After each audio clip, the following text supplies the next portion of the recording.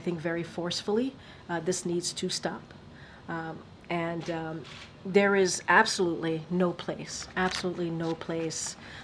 in this country, certainly in our political discourse, for this type of vitriolic, smearing, hateful language. And certainly, as we have done in the past 3.5 years, and the president has done throughout his career, and the vice president as well, we're going to continue to call that out and condemn that type of vitriolic behavior. We will certainly offer any assistance if needed on the ground by the local police. Okay.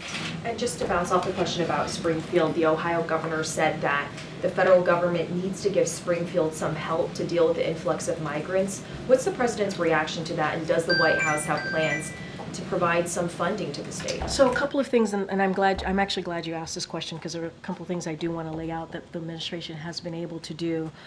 Again, this is conspiracy theory, what we're hearing, that has been debunked by the Ohio Police Department, the Springfield mayor, the city manager, and so we have to make sure that we put that out there, that this has been debunked. And spreading this type of hateful conspiracy theories is indeed very dangerous. It's very dangerous.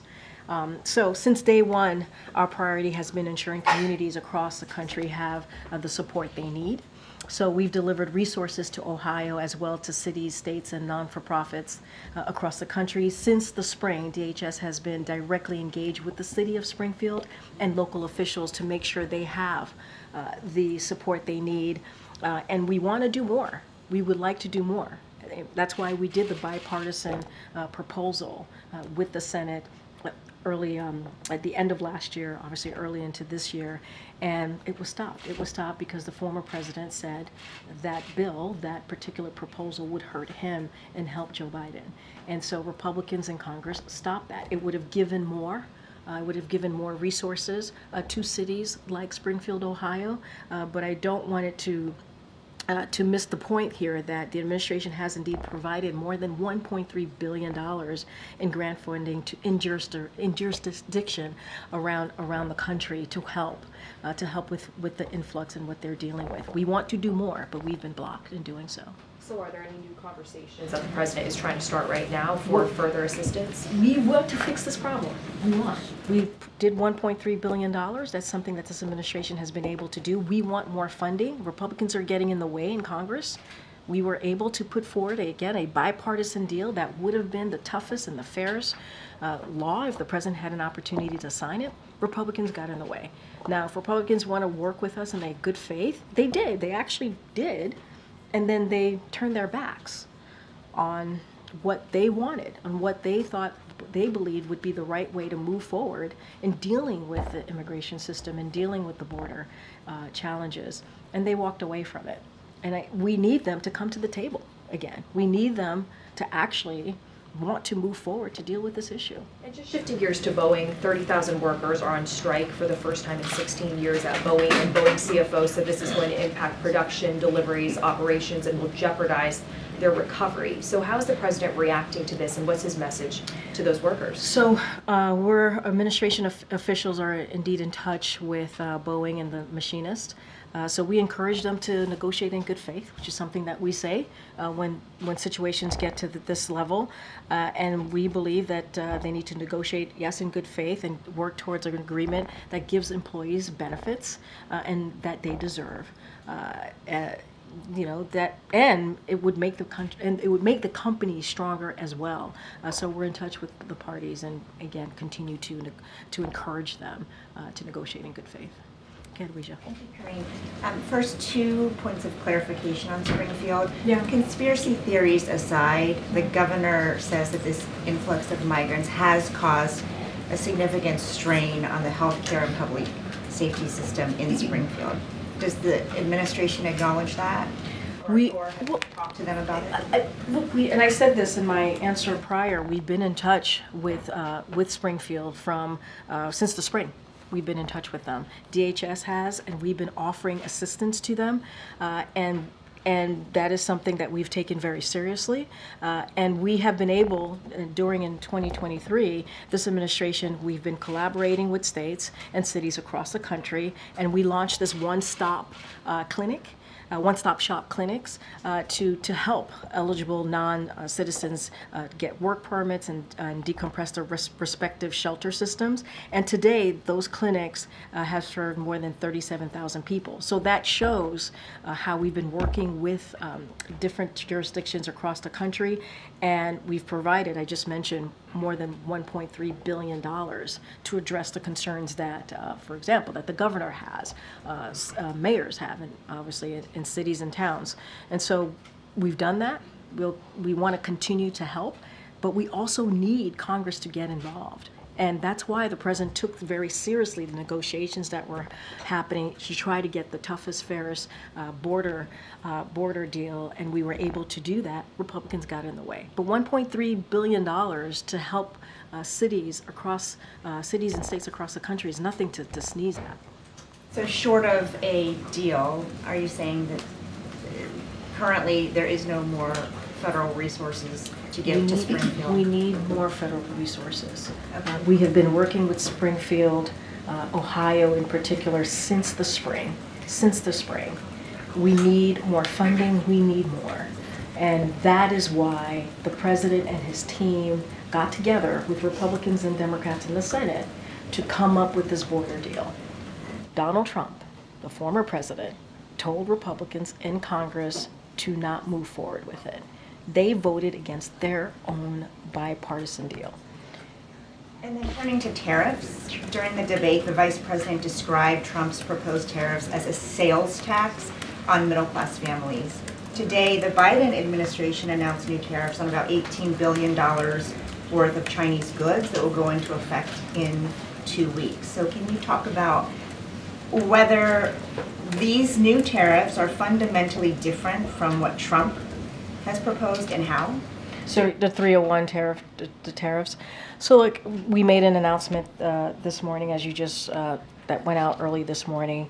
And I think the president, back in May, when he was announcing that he was going to take action, he said very clearly he was going to do that to protect Americans, workers and businesses from China's unfair trade practices. And that's a commitment that he made and he spoke to back in May. And the comparison, as you're asking me, the Trump administration, the last administration, their trade deal with China failed to boost American manufacturing. And what the president's economic agenda, what we've been trying to do for almost 4 years now, and we've seen some results here, is nearly $1 trillion of new investments here in America. Manufacturing investment has hit record highs, and factory construction has doubled to a record high. The annual trade deficit with China is the lowest in a decade, and that is because of the president's economic agenda, lower than any year under the last administration.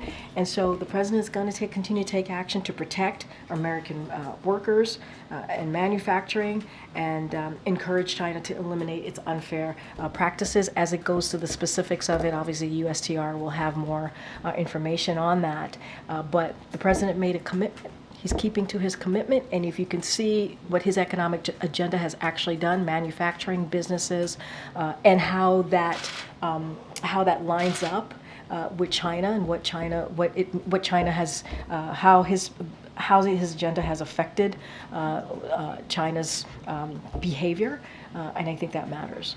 I'm sorry, I should have been more clear. Yeah. How is it not a sales tax on all the goods that people buy every day? Look, what we're trying to do is making sure that we're protecting American workers and businesses. That's what we're doing. USTR can certainly get into more details and specifics to your question, but our commitment, and I think it shows in the president's economic policy, as I just laid out, and how the annual trade deficit with China is the lowest in a decade, lower than any year during the last administration. And so what we're trying to do is eliminate China's unfair practices, and we've seen the results of that. That was the commitment that this president made in May, and that's the commitment that will continue. And this is about American workers and businesses, and we're going to certainly continue to deal with China's unfair trade practices, and that's what you're seeing. Okay. Thanks, Karine. Just back to the Boeing strike, does the White House believe that there is an immediate economic impact from the strike? So we're in touch with officials, and this is something that as I say all the time when I get asked this question, we're going to monitor very, very closely. I don't have a specific question to you on that, on a yes or no, but this is something that we're certainly going to monitor.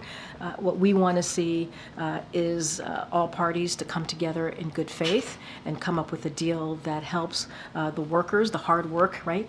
Continues to really respect the hard work that the workers do day in and day out for companies, but I don't have anything specific. We're going to monitor. We're going to keep eye on it.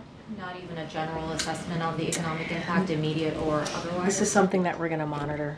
Okay, and just staying on that topic, I'm stepping back a little bit. You've obviously gotten a number of Boeing-related questions in this job, the door that blew off the plane, number of compliance issues. There are 2 astronauts who are literally stuck in space. What do you think is going on with the company? I can't speak for what's going on inside a company. That is for them to certainly speak to. As it relates to the strike that is currently happening, we're certainly in touch with Boeing and the machinists. We want them to come together in good faith as it relates to the safety concerns that Americans should have, rightly have. Obviously, the Department of Transportation has been on top of that, dealing with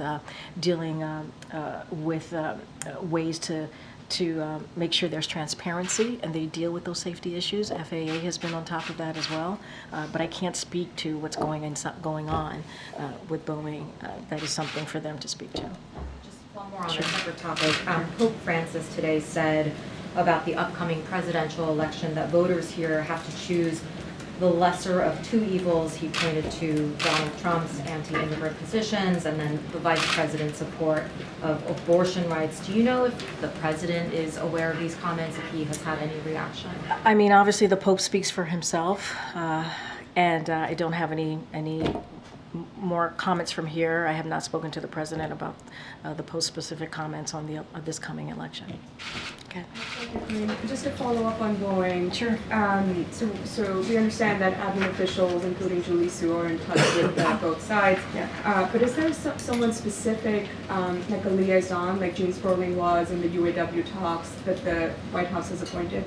So I don't have a specific person to point to from the White House. White House officials, including the Department of Labor, as you just mentioned, the acting secretary has been in touch with Boeing and the machinist on this particular matter, but don't have a person to point out to you. But White House officials here have been in touch. And are the president or the vice president planning to join any of these workers on the picket line? Have any discussions taken place? As you know, the president was the first president to go to Michigan and be with UAW workers when they were striking, and he was very proud to do that. Has been named the most pro union president ever, and so he's proud to hold that title. I don't have or acknowledgement. I just don't have anything to share on either of their schedules. Has the president spoken to the union? I don't have a call to speak to at this time. And one quick one on the U.S. Steel, Nippon Steel deal. The Washington Post was reporting that the White House may push a decision on the deal until after the election. We did see some pushback from the White House saying that there was no timeline around this, but is there any clarity you can offer on what the reporting was? So we've been very clear, the president has been very clear, he wants to make sure that, and it is vital, that U.S. Steel is to remain an American steel company, and that is domestically owned and obviously operated. The president told our steel workers as he has their backs, and he meant that. You remember when he was on Labor Day, he was in Pennsylvania and said that. The vice president said that as well, or made that very clear in her remarks as well. And so we have not received any recommendations from CFIUS. There's a process. CFIUS has to make a recommendation. It has to be transmitted to the president. The president then makes a decision. That has not occurred. That has not happened. CFIUS is independent, and they're going to make those decisions. I believe last week the White House provided a statement that we have not received any recommendations, so that continues to be the case. And so don't have anything. So I just don't have anything to share if this is imminent on a decision. They are independent. Will the White House recommend that CFIUS expedite the review process? It's their process. CFIUS has been looking at the deal for a while. For some time, I know. Yeah. And it's their process. They are independent. And the process is they make the decision, their recommendation, it's transmitted to us, and the president obviously makes a decision. But that has not occurred, and we have to allow them to have the space to make that decision, So you're to saying that the process to play through. So you're saying the Post saying that the decision, it could land only after the election. Is that accurate or not? What I'm saying to you, how the process works, we have not received any recommendations yet from CFIUS.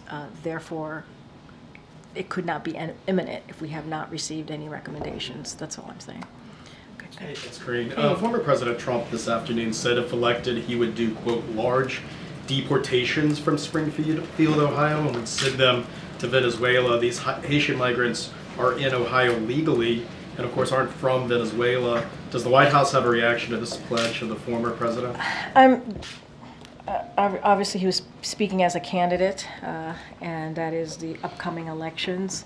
But I will say more broadly, if Republicans were serious about fixing what is happening at the border challenges, which majority of Americans care about, if they were serious about it and they truly cared about this issue, they truly cared about fixing an immigration system that has been broken for decades, they would get back to the table, or they don't even have to. There's a deal. There is a border deal, a bipartisan border deal.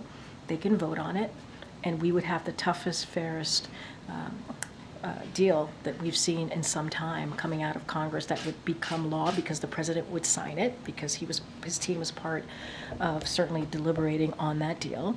If they were very serious about it, they would move that deal forward and help us make it into law. And it would deal with issues that cities like Springfield, Ohio are dealing with right now. But doesn't the White House opposes any mass deportation of Haitian migrants from Springfield, I right? mean, That's what I would. Is that the question? My question is The that, question, yeah. I mean, that's obviously, yes. But also, if they really wanted to deal with, I mean, I think the real, I think, core of the question is, okay, there's legislation out there. There's a policy. There's a bipartisan legislation that would deal with issues that they have concerns about at the border and actually deal with an immigration system. Obviously, we do not support mass deportation of a community that is not part of a country that they came from. That doesn't make any sense. That is not something that we would support. But there's a deal out there. There's a deal, a bipartisan deal. They keep getting in the way. They're voting against their own deal. That doesn't make any sense. Where's the sense in that? Where's the sense in that? Okay. The president spoke about the issue affecting Springfield today. Why today? And he did reference the former president directly. Is his message intended for Donald Trump? I think what the president said speaks for itself. I think he was very clear. He saw it as an opportunity. He had 1,200 people celebrating Black excellence, and he saw it as an opportunity. We keep hearing from the Republicans who keep lifting this up, even though it's been debunked, this hateful smear. It's been debunked by the Springfield mayor. It's been debunked by the city manager. It's been debunked by the Ohio Police Department. And we hear Republicans, national Republicans, continue to spread that hateful conspiracy theory. And so the president took an opportunity to address it head on. I think his words and what he said very powerfully landed very well, and people got the message. And in the meeting with the Prime Minister today, how much do you think what will the approach be concerning threats that Putin has made about expanding his concerns to the West if weapons are made available for Ukraine to go deeper into Russia? Yeah, his comments about NATO and the U.S. more specifically, look, that kind of rhetoric certainly is dangerous, but it's not new. It's not new for Russia. Matter of fact, it has been the mainstay of Russian propaganda throughout this war that they've had. This is their war that they've had in Ukraine. This is their aggression. This is what they have done. This is what Mr. Putin has done, to be more specific. And that's how it started. And this war can end. This war, the war that we're seeing in Ukraine, the aggression from Russia can end today.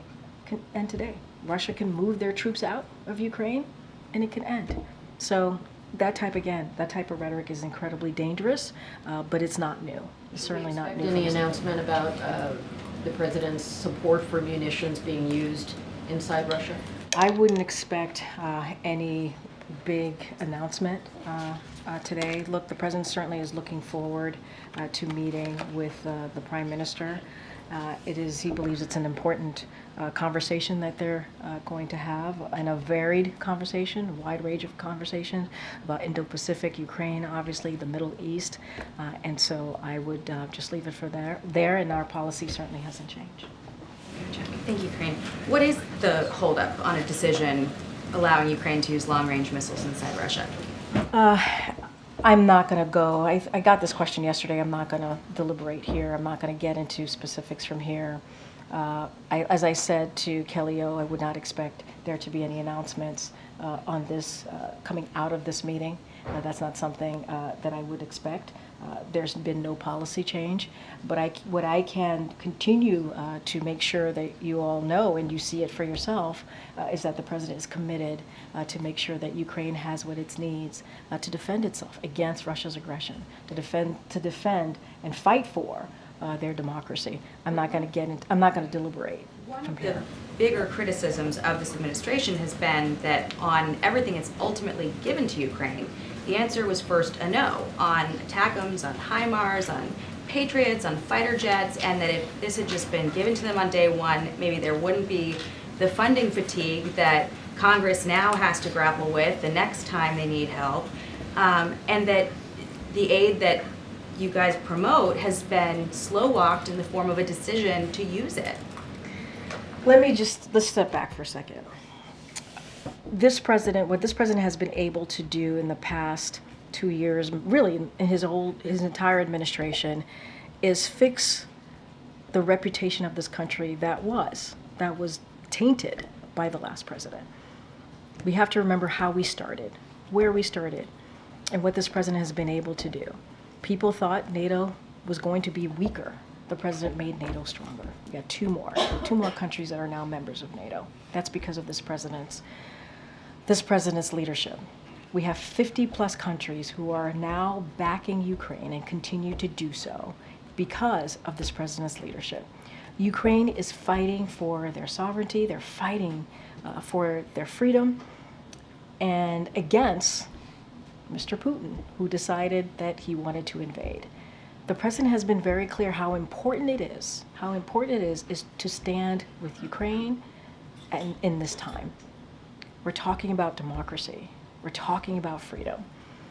And if anything, this president's actions and what he's been able to do has shown just that. Because it's not just about Ukraine and NATO and Europe. It's also about our national security as well. It's all connected. And the president's always going to do what is important for the American people. And I think that is what you've seen, and that is what the president's going to focus on and continue to do. I just remember sitting here, a couple years ago, splitting hairs with Jen Psaki over whether drones are offensive or defensive weapons. I mean, this has been a struggle of this administration that has been a topic of criticism. And now, for instance, this week in the debate, the vice president was promoting what this administration has done in terms of giving Ukraine what it needs, but there's plenty of criticism outside of that to say that it's also effectively blocking a victory by slow-walking these decisions.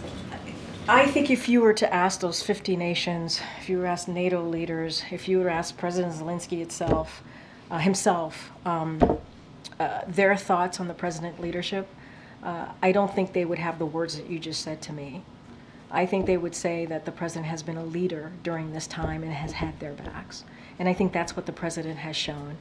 As it relates to what Ukraine needs to continue to defend themselves, we are in regular touch. My colleagues here at NSC, at State, at Department of Defense are in regular touch with Ukrainians on their needs and what they need to continue to fight against this aggression. So I'll leave it there. Go ahead.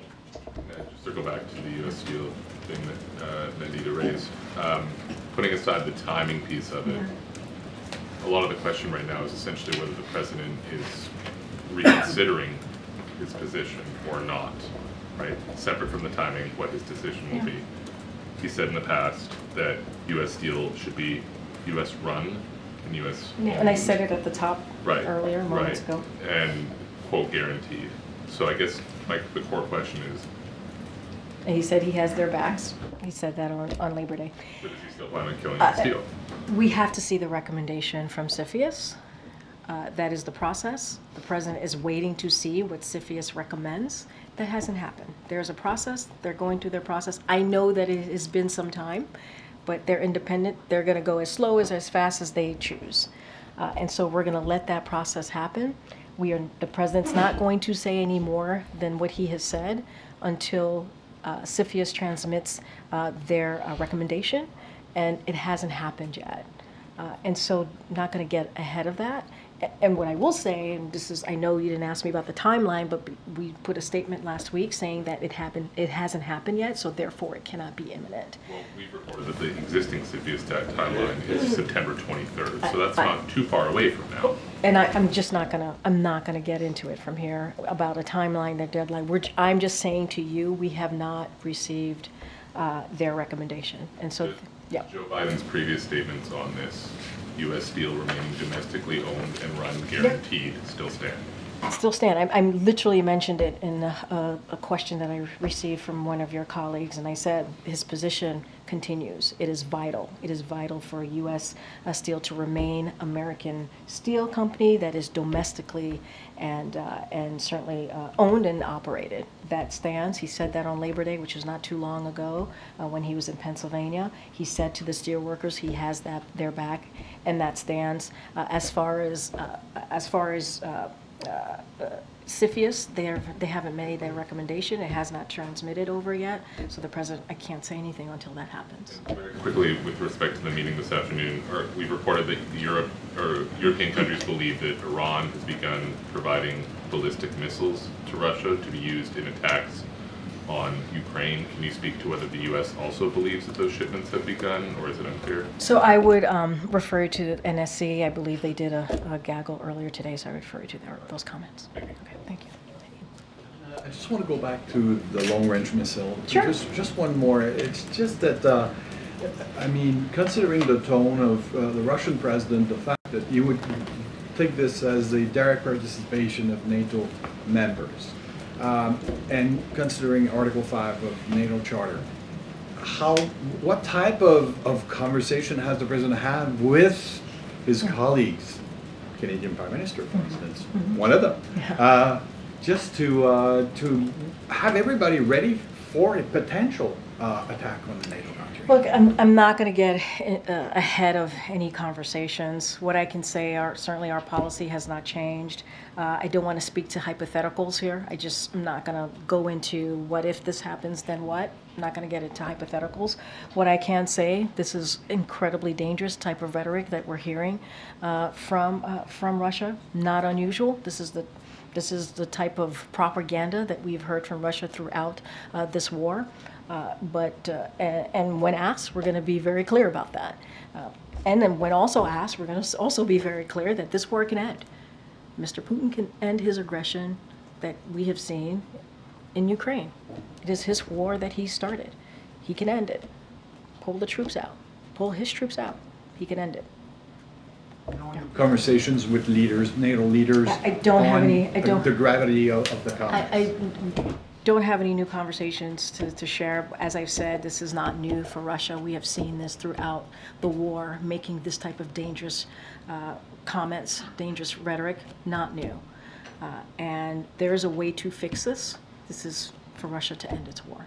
A personal question, actually, Karine, because I was listening to you this morning, well, at noon, and you refer to yourself as a proud Haitian American. Yeah.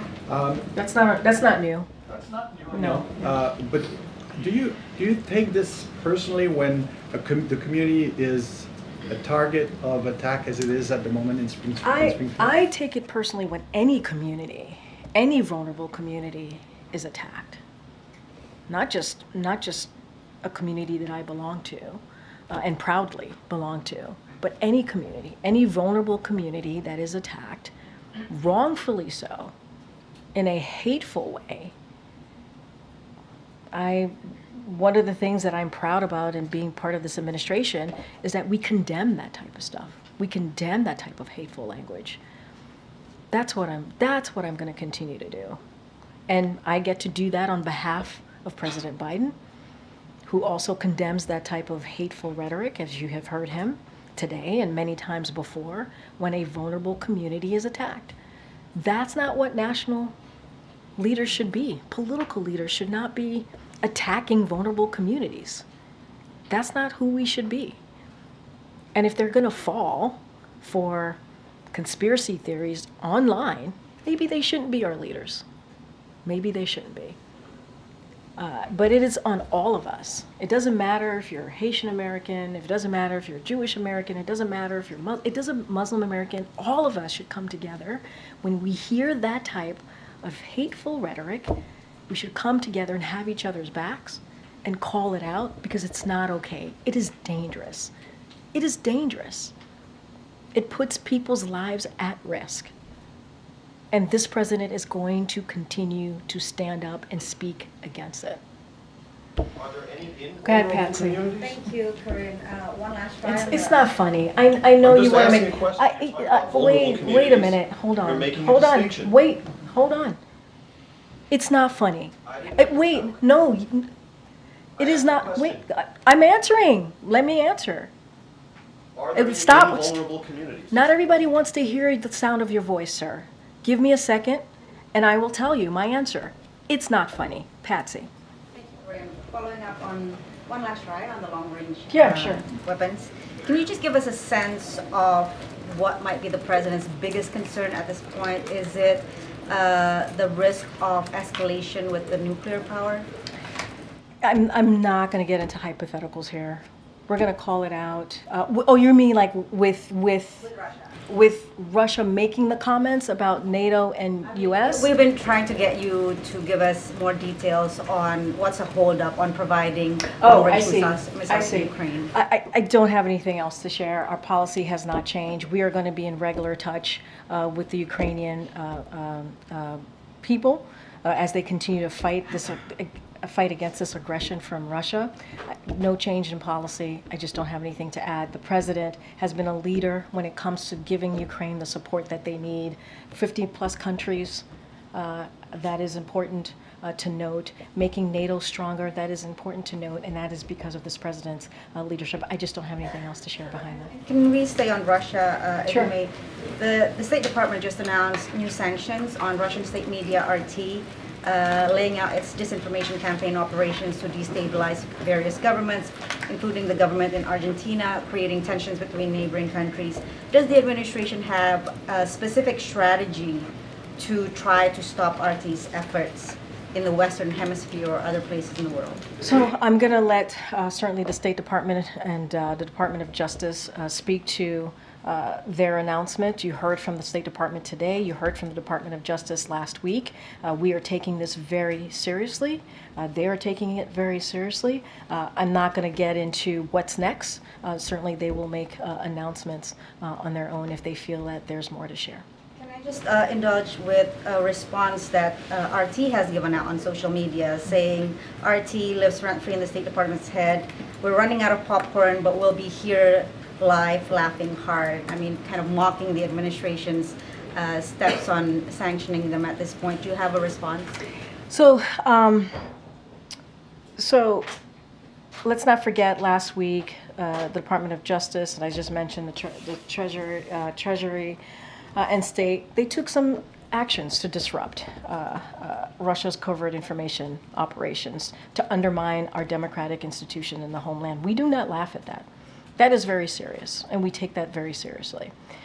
And State's announcement today make it clear that the U.S., and I want to be clear, is not only targeting RT's covert operations.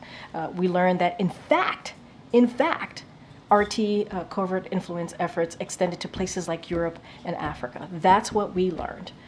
Anything more than that, I would have to refer you to the State Department and the Treasury to speak to that as they made that announcement today. Just don't have anything else, but we take this very seriously. Okay. Hi, Trinity. I was told you were going to be in the briefing room today. Howard University. Yes. Hi, nice to see you. Nice to You want to see say a you. little bit about yourself?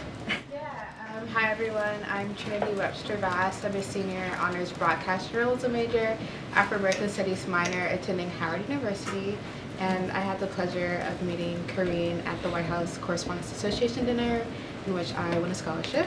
Congratulations again. Thank you. I just wanted to go back to the event held today on the South Lawn. Why was it important for the Biden administration to hold this event today, and are future events coming of the same nature?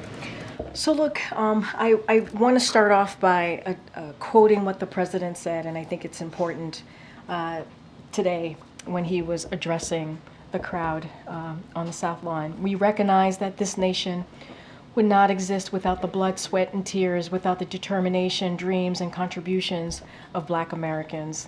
And he felt that it was fitting to do this on the same week of the Congressional Black Caucus Week. It was a really special event. I think you felt that out there if you participated. And so he wanted to host this brunch for a couple of reasons, to show his personal gratitude to the community and celebrate their progress. The progress we've made under the Biden-Harris administration. You heard him talk about that in his remarks, and wanted to make sure that we didn't forget, that we continue to speak to why Black Americans and African American history is really part of American history, and that is something that we cannot forget. I'm going to take one last one. Go ahead, Karen. Thanks, Karine. Big political news earlier this week when Taylor Swift endorsed the vice president. I'm not going to ask you about the endorsement because you're not going to answer that. But the voting registration site that she drove people to from her post, in that first 24 hours, there were more than 400,000 visitors from that link. Yeah. Is the president aware of that traffic and the interest in the registration? And does he think that that kind of influence can make a difference in driving turnout, getting people to get more engaged in elections? I think it's important for people to exercise their sacred right to vote. And that is something that the president finds it incredibly important to continue to do and to protect that right to vote. I do want to say, as it relates to Taylor Swift, what I can say is there are a lot of Swifties here in the White House. And so I can say that. I hear that a lot. Look, one of the things that he did is very early on in his administration, he signed an executive order to do everything that we can from the federal level to make it easier for Americans to vote. And so that is what you saw. The link that you mentioned, obviously, is a way to make it easier for Americans to register, certainly, to vote. It is a sacred right. Many people have fought for that right to vote, and it is certainly part of our democracy, and so it's incredibly important. I've not spoken to the president beyond the endorsement that occurred. I have not asked him about specific about the link and the amount of people who have gone on it to register. I think that's great. It's important. Outside of this election, I think it's important for people to be able to register and vote. That's why this administration has done everything that we can to give people that opportunity and protect that right. All right, thanks everybody. Thanks everyone. 400 people murdered in Chicago this year. Can you address that? 400 people murdered in Chicago this year. Can you address that?